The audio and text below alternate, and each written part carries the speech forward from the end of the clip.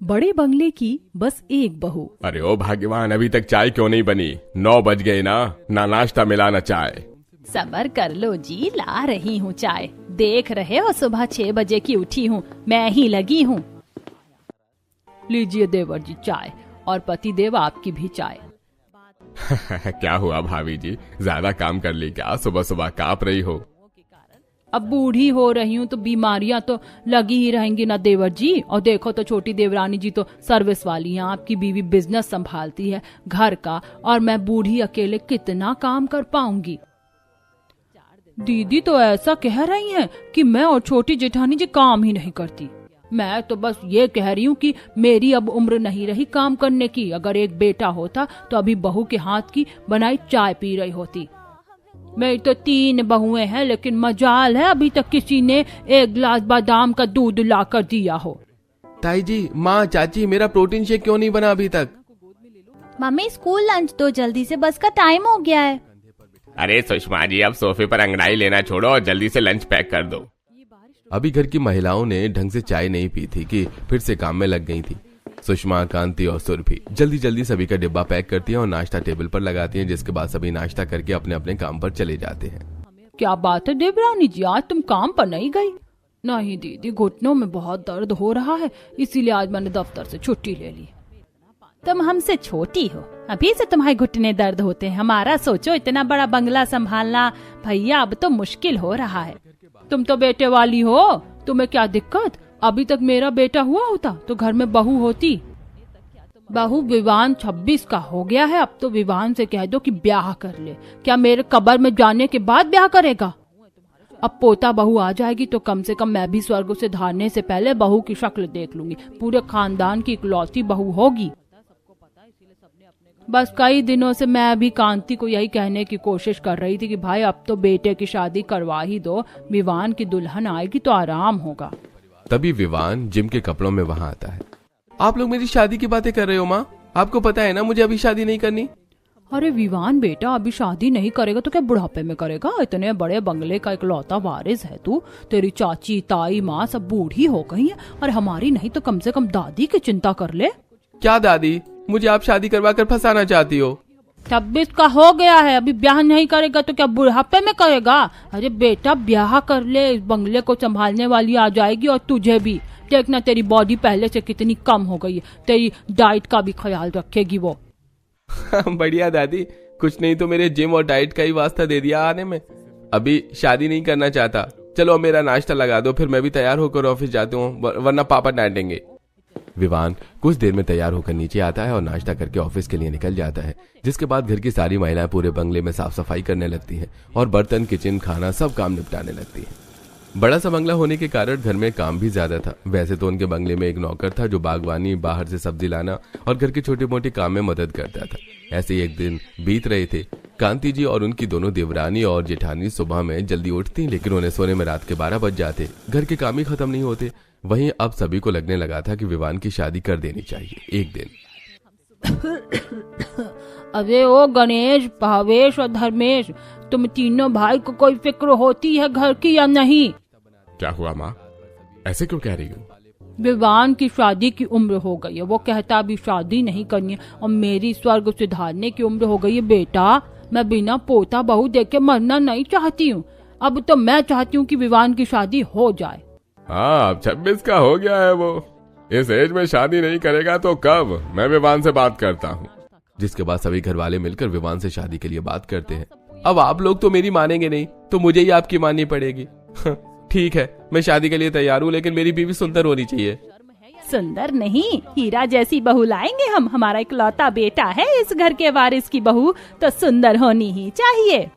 जिसके बाद सभी विवान के लिए लड़की खोजना शुरू कर देते हैं, लेकिन जितने भी रिश्ते आते सब मॉडर्न लड़कियों के रिश्ते आते। एक दिन जब सभी डाइनिंग टेबल पर बैठे होते हैं।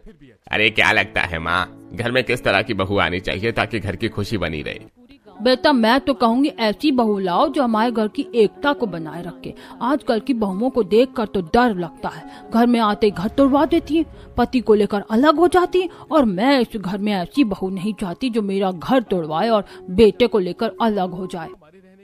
हाँ माँ जी एकदम सही कह रही हैं। अभी पड़ोसन कमला को ही देख लो, उसकी बहू आते ही बेटे को लेकर अलग हो गई। अब कमला बेचारी अकेली ही रह गई इतने बड़े घर में। हमें तो इस घर की लक्ष्मी चाहिए। आगे चलकर उसे इतना बड़ा बंगला संभालना है तो एक जिम्मेदार लड़की ही लानी होगी विवान के लिए। ऐसी लड़की तो शहरों में मिलना मुश्किल है। सही कहा भैया ने। अब तक विवान के लिए हमने जितनी भी लड़कियां देखी हैं, एक भी वैसी नहीं थी जैसी हमारे विवान के लिए चाहिए। सभी की सभी मॉडर्न और ऐसी फैमिली में पली बड़ी हैं जिन्हें अकेले रहने की आदत है। मेरी मानो तो विवान के लिए गांव से लड़की लाओ। गांव की लड़कियां संस्कारी और घर जोड़ कर रखने वाली होती हैं। माँ जी बिल्कुल सही कह रही। गांव की लड़की आएगी तो घर में सुख शांति रहेगी। धर्मेश जी के घर में सभी सर्विस और बिजनेस वाले थे। जॉइंट फैमिली होने के बावजूद भी सभी खुशी से रहते थे। इसलिए सबके मन में एक ही डर था कि अगर गलती से घर में शहर की लड़की आ गई और हमारा घर टूट गया तो क्या होगा। अगर बहू ने आते ही विवान को लेकर अलग रहने की जिद कर ली तो क्या होगा। जिस कारण अब घर वाले विवान के लिए गांव की लड़की ढूंढने लगते हैं। बहुत तलाशने के बाद उन्हें एक लड़की के बारे में पता चलता है, बिंदु। बिंदु गांव के पप्पू मास्टर की बेटी थी। बिंदु के घर वाले काफी गरीब मगर संस्कारी थे। वहीं बिंदु के घर। पापा ट्यूशन खत्म हो गई हो तो आके खाना खा लो अब। तेरे पापा को तो बच्चों को पढ़ाने से फुर्सत नहीं मिलती, खाना खाने के लिए कहो ही ना। पप्पू जी ट्यूशन खत्म करके घर में आते हैं। अब क्या करूं, इन बच्चों को पढ़ाऊंगा तो इनका भविष्य बन जाएगा। अब तो विदा हो जाएगी, फिर तो यही बच्चे रह जाएंगे मेरी खुशी का सहारा। पापा अभी थोड़े ना विदा हो रही हूँ मैं, जब विदा होंगी तब परेशान होइएगा, अभी से नहीं। चारुलता जी मैं बताना भूल गया, हमारी बिंदु के लिए एक रिश्ता आया है। बड़े बंगले वाले लोग हैं, बहुत ही अच्छी फैमिली है। हम इतने अमीर घर में बिंदु की शादी कैसे कर सकते हैं जी, दहेज देने लायक परिस्थिति नहीं है हमारी। उन्हें सिर्फ हमारी बेटी चाहिए, दहेज नहीं। बड़े बंगले वाले लोग हैं, बहुत अच्छा घर खानदान है, शहर के नामी लोग हैं। अजी अगर वो इतने अमीर हैं तो अमीर घर में शादी करते, गरीब घर में क्यों? वही तो पापा, जो इतने रईस हैं तो मुझे क्यों ही पसंद करेंगे? क्योंकि मेरी बेटी समझदार, संस्कारी और गुणी है, जो परिवार बांध कर चले, सबको साथ लेकर चले। शहर की लड़कियां मॉडर्न होती हैं, उन्हें अकेले पति के साथ रहना पसंद है। उनकी बहू आते ही बेटे को अलग करना दे माँ बाप से, इसलिए वो गांव की लड़की से ब्याह करना चाहते हैं बेटे की, ताकि सब खुशी से एक साथ रह सके। ये तो बहुत खुशी की बात है जी। मैं हमेशा सोचती थी कि बिंदु के दहेज का जुगाड़ कैसे होगा, और देखो यहाँ तो 1 रुपया दहेज देने की जरूरत ही नहीं। लड़के वाले ऐसे ही हमारी बेटी को अपनी बहू बनाना चाहते हैं। क्योंकि हमारी बेटी के संस्कार ही उसके लिए दहेज है। चलो अब बहुत तैयारियां करनी है, कल लोग बिंदु को देखने आ रहे हैं। जिसके कारण पप्पू, चारुलता और बिंदु घर की साफ सफाई और लड़के वालों की खातिरदारी की तैयारी में लग जाते हैं। अगले दिन धर्मेश जी अपने पूरे परिवार के साथ बिंदु को देखने उसके घर आते हैं। बिंदु साड़ी पहने, सिर पर पल्ला लिए वहां आती है। सभी से हाथ जोड़ के नमस्ते करती है और सभी को चाय नाश्ता देती है।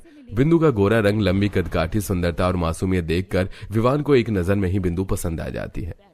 अरे वाह, बिंदु बेटी तो वैसी ही है जैसे हमें अपने विवान के लिए लड़की हम ढूंढ रहे थे।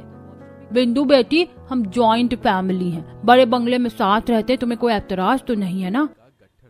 नहीं दादी जी, परिवार की एकता और प्रेम में ही तो जीवन का असली सुख है। मैं तो भाग्यशाली होंगी कि इतना बढ़िया परिवार मिलेगा। बिंदु की बात सुनकर सभी खुश हो जाते हैं। बिटिया ने तो दिल जीत लिया मास्टर जी, रिश्ता पक्का हुआ, मिठाई खिलाइए। पप्पू जी सभी को मिठाई खिलाते हैं। वाह, अब तो हमें नई भाभी मिल गई। वाह, विवान भैया की दुल्हन कितनी सुंदर है। फाइनली अब तो घर में भाभी आएंगी। सभी खुशी से रिश्ता पक्का करके घर जाते हैं। वहीं विवान और बिंदु की सगाई में बड़े बंगले के ससुराल वाले बिंदु को ढेर सारा सामान और शगुन देते हैं। वहीं विवान और बिंदु की शादी में शादी का ज्यादातर खर्चा ससुराल वाले खुद उठाते हैं। विवान और बिंदु की शादी काफी आलीशान और धूमधाम से होती है और बिंदु बहू बनकर विवान के बड़े से बंगले में आती है। जैसी कार बंगले के गेट से एंटर करती है, बड़ा सा गार्डन, फिर से अंदर बंगला, ये देखकर बिंदु हैरान हो जाती है। मेरा ससुराल तो किसी महल से कम नहीं है, जैसे कोई सपना देख रही हूँ।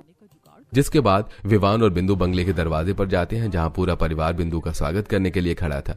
नई दुल्हन को देखकर सभी बहुत खुश थे। तीनों सास मिलकर बड़े ही खुशी से अपनी इकलौती बहू का स्वागत करती हैं। भाभी, इस कलश को पैर से गिराकर अंदर आ जाइए। बिंदु का गृह प्रवेश होता है और वो अंदर आती है। बिंदु बहू, अब से मैं तुझे विवान की दुल्हनिया या छोटी बहू बुलाऊंगी। मैं घर की मुखिया हूँ दादी, मेरा फर्ज बनता है सबसे तेरा इंट्रो करवाऊं। आधे लोगों को तू जानती ही नहीं होगी। ये देख, ये तेरे चाचा चाची हैं और ये तेरे ताई जी ताया जी, ये उनकी बेटियाँ। उम्र में आपसे बड़ी हूँ, लेकिन हाँ, इकलौती भाभी हो तो भाभी तो कहना ही होगा। भाभी अब आपको ही ये घर संभालना है और हमें नंदों के नखरे भी उठाने होंगे। भाभी डरिए मत, दीदी की मजाक करने की आदत है। मैं आपकी छोटी ननद हूँ और ये दोनों चाचा चाची के बच्चे। नमस्ते भाभी। पैर मत छुओ। मैं तो आपका छोटू देवर हूँ, मेरा फर्ज बनता है। इस घर के बच्चे भी कितने संस्कारी हैं। चलो अब नई बहू को तंग करना बंद करो और पारुल, चांदनी, टीना, भाभी को उनका कमरा दिखा दो। तीनों नंदे अपनी भाभी को सीढ़ियों से ऊपर ले जाती हैं। बड़े से बंगले में इतने कमरे थे कि बहू देखकर हैरान रह जाती है और पूरे बंगले में वो बस अपनी नजर दौड़ाती रहती है। भाभी हैरान होने की जरूरत नहीं है, अभी तो आप नहीं है ना, धीरे धीरे सब समझ जाओगी। ये हमारा ही मायका है, लेकिन कभी कभी हम भी कंफ्यूज हो जाते हैं। तीनों नंदे बिंदु को उसके कमरे में छोड़कर वहाँ से चली जाती हैं। रात भर बिंदु आराम से सोती है, वहीं अगले दिन सुबह 4 बजे तड़के ही उठ जाती है। गुड मॉर्निंग वाइफी, क्या बात है, जल्दी उठ गई? आप भी तो जल्दी उठ गए। क्योंकि मैं छत पर सुबह की ताजी हवा में सांस लेने जा रहा हूँ, इससे हेल्थ अच्छी होती है। अच्छा जी, मैं तो जा रही हूँ काम करने, आज मेरी पहली रसोई है। बेस्ट ऑफ लक, बढ़िया खाना बनाना। मेरे लिए काजू बादाम की बढ़िया सी खीर भी, आज हैवी डाइट। ठीक है पतिदेव। फिर बिंदु नहा धोकर तैयार होकर नीचे आती है, जहाँ सुबह सुबह ही रामू काका बंगले में झाड़ू पोछा करने में लगे हुए थे। आज बिंदु की पहली रसोई है, बहू मन लगाकर बढ़िया सा खाना बना।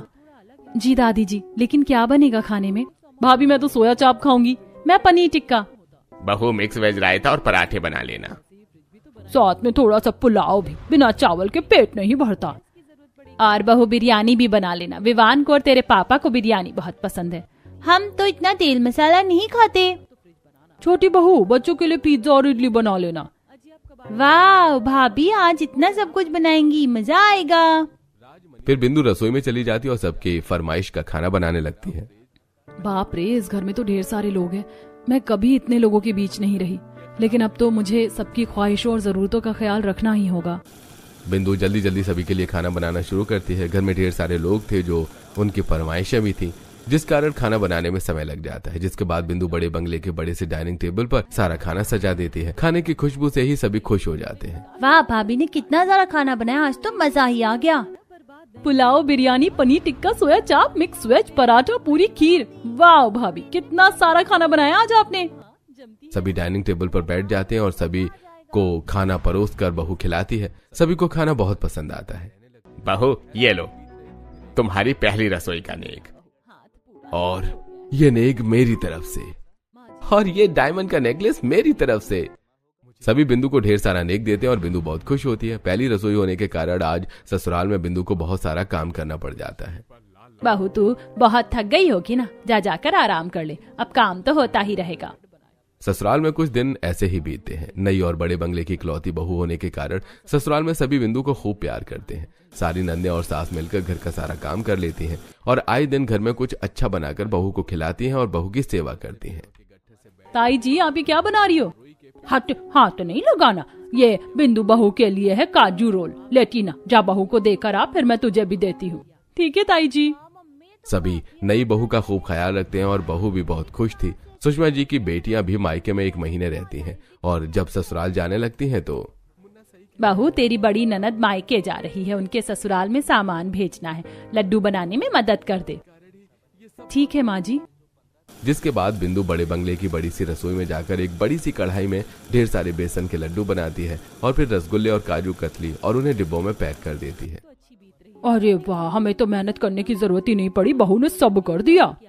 अरे अब तो बहू आ गई है, अब आप लोगों को आराम हो जाएगा। सही कह रहे हो देवर जी।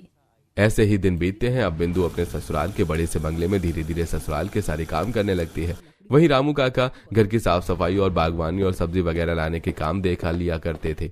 ऐसे ही दिन बीत रहे थे। फिर एक दिन, अरे मालिक मेरी घरवाली की तबीयत खराब है, मुझे अर्जेंट में गांव जाना होगा। कब रिटर्न आओगे? मालिक समय लगेगा, कम से कम 1 महीना तो लगेगा। अगर उसकी तबीयत ठीक हो गई तो मैं जल्दी आ जाऊंगा।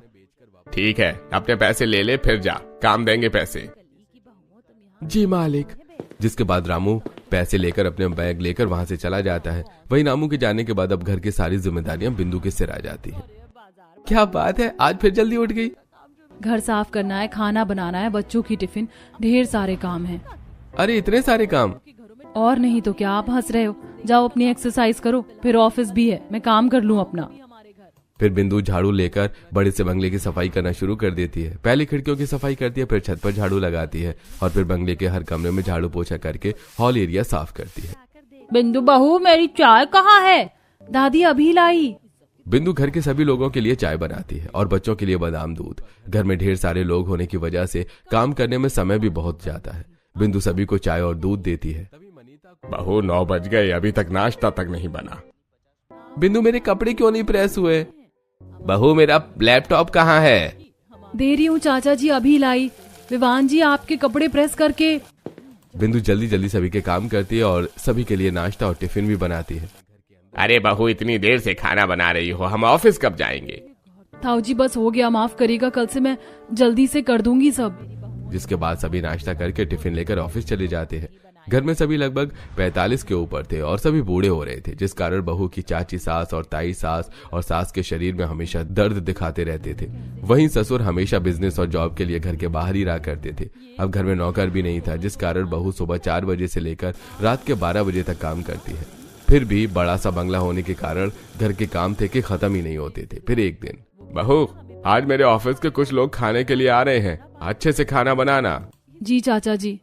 फिर बिंदु रसोई में जाकर काम करने लगती है। कल ही तो बंगला साफ किया था, अब खाना बनाने में भी बहुत समय जाएगा। आज घर नहीं साफ करती, खाना ही बना लेती हूँ, सब साफ ही तो है। बिंदु फिर रसोई में जाकर घर आने वाले मेहमानों के लिए बढ़िया बढ़िया पकवान बनाती है और भाभी जी के मेहमान जब आते हैं तो बिंदु सभी की अच्छे से खातिरदारी करती है। क्या बनाया बहू? चाचा जी स्टार्टर में मंचूरियन और पनीर चिली और खाने में पूरी सब्जी, बिरयानी, नूडल्स, रायता, पनीर टिक्का और नान है। मीठे में कस्टर्ड और खीर। अरे वाह, आज तो मजा ही आ जाएगा खाने में फिर तो। अरे अच्छा हुआ हम भाभी जी को रेस्टोरेंट न ले जाकर यहाँ आ गए। फिर बिंदु सभी के लिए स्टार्टर लगाती है और फिर सभी को खाना परोसती है। अरे वाह, खाना बहुत स्वादिष्ट है। वाह, ये नूडल्स बहुत स्वादिष्ट है। अरे भाई, पूरी सब्जी तो लाजवाब है। सभी बहू की खूब तारीफ करते हैं और फिर खाना खाकर जब जाने लगते हैं तो भावेश साहब, खाना तो बहुत बढ़िया था, थैंक्स फॉर इनवाइटिंग। हाँ, बस अपने घर वालों को बोलो थोड़ा घर की धूल मिट्टी साफ किया करे, इतने बड़े बंगले में थोड़ी मेंटेनेंस तो जरूरी है ना। राकेश जी की बात भाभी जी को बहुत ही ज्यादा इंसल्टिंग लगती है सारे मेहमानों के जाने के बाद। बहू, ये घर को थोड़ा थोड़ा साफ रखा करो, देखो तो कितनी धूल है डाइनिंग टेबल पर। चाचा जी कल ही घर साफ किया था, आज अगर घर साफ करती तो खाना नहीं बन पाता। बहू कल खाना खाई थी तो आज नहीं खाओगी क्या? ससुर की बात सुनकर बहू की बोलती बंद हो जाती है। वहीं सभी के खाना खाने के जाने के बाद, बहू बुरा मत मानना, घर की इकलौती बहू हो तो सब कुछ संभालना तुम्हारी जिम्मेदारी है और किसी को दुख नहीं पहुंचना चाहिए। जी ताई जी, अब से ध्यान रखूंगी इन बातों का। अगले दिन बिंदु और जल्दी उठती है और पूरा बंगला अच्छे से साफ करती है। हर शोपीस और हर छोटी बड़ी चीज उठाकर साफ करती है। जिसके बाद नहाकर सबके पसंद का चाय नाश्ता बनाकर टेबल पर लगाती है। बहू सब तो किया, लेकिन मेरी दवाई कौन देगा? खाने से पहले भी तो दवा है ना। जी दादी जी, अभी लाई। फिर बिंदु दादी जी को दवा देती है और सभी को नाश्ता देती है।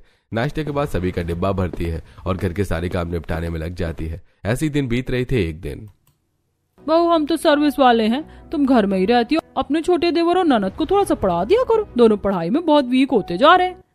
ठीक है चाची जी। बहू तुझसे कोई काम नहीं होता क्या? जब से रामू गया है गार्डन के पौधों को पानी नहीं मिला। रोज शाम में गार्डन एरिया में पानी लगा दिया कर और बंगले में जितने पेड़ पौधे सबको पानी दे दिया कर। ठीक है माँ जी। बिंदु सारे काम करती है। वहीं एक दिन, और यो कांति बहन, क्या बात है, महीने भर से बंगले के पर्दे नहीं बदले गए? वैसे तो हर हफ्ते पर्दे बदले जाते थे। कांति कमला की बात सुनकर मुंह बना लेती है और वहां से चली जाती है। वहीं घर आकर, बिंदु बहू घर के पर्दे तो बदल दिया करो, देखो आज तुम्हारी वजह से पड़ोसन कितनी बातें सुना रही थी। हर हफ्ते पर्दों को धोकर सुखा दिया करो और पर्दे बदला करो, वरना बंगले की शोभा कम होती है।